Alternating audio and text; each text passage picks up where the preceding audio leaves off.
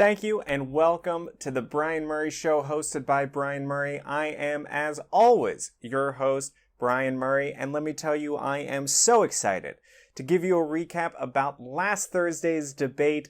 It was a great one. It had everything you could ever want. It had questions, it had answers, and so on. For their intros, more than half of the candidates talked about finding common ground for all Americans. Now, that's going to be tough because Americans disagree now more than ever when it comes to what issues are most important. So they're going to have to get pretty creative when it comes to compromise. Like, what if we gave women in the workplace more protections and locked them in cages? Would that make people happy? Only one way to find out. Gang leader Andrew Yang nefariously attempted to bribe the American people by offering $120,000 for their vote, and the candidates currently leading in the polls made calls for more drastic, significant changes to the system. I'm talking about Elizabeth Warren, Bernie Sanders, and even Joe Biden. Joe Biden was looking more presidential than ever. He honestly seemed like George Washington because his dentures fell out.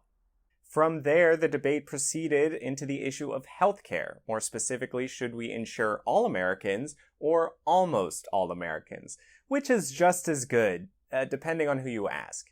Now, Medicare for all is an expensive idea, and it's important to get to the bottom of how exactly we're going to pay for it. But instead, the other 8 got equal time to talk about their plans for healthcare. And let me tell you, picking a favorite among their plans would be like asking me to pick a favorite bachelor. I mean, how am I supposed to do it? They're all so identical.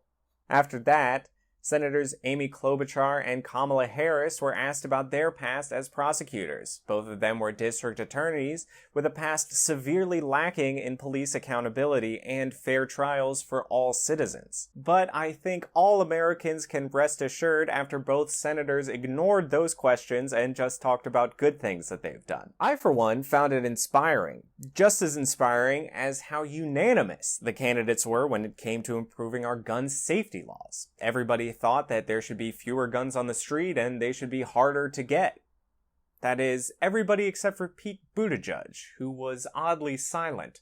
I know the moderators didn't ask him, but I think that he was purposefully leaving the door open to being the pro-mass shooting candidate, which is an interesting strategy that we'll have to see play out as time goes on. On the topic of immigration, the candidates rallied behind the polarizing idea that immigrants should be treated like people. Except for Joe Biden, who took the chance to lie about the Obama administration's poor treatment of immigrants. After that came whatever the opposite of substantive debate is on foreign policy and trade. The differences among the candidates here were understated and subtle, but of course, this was not really a debate. This was more just like the question and answer period of a Miss America pageant. Overall, the candidates came to a consensus that there should be less war and more peace, but the only candidate who really stood out was Bernie Sanders, whose anti-war voting record is so pristine that he makes even Elizabeth Warren look like Dick Cheney. It wasn't until the moderators shifted the discussion to education that things really got exciting.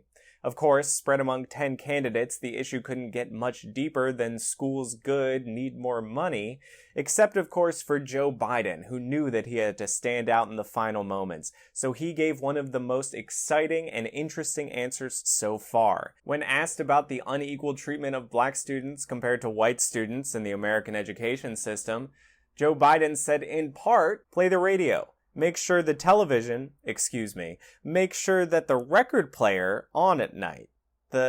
Make sure the kids hear words.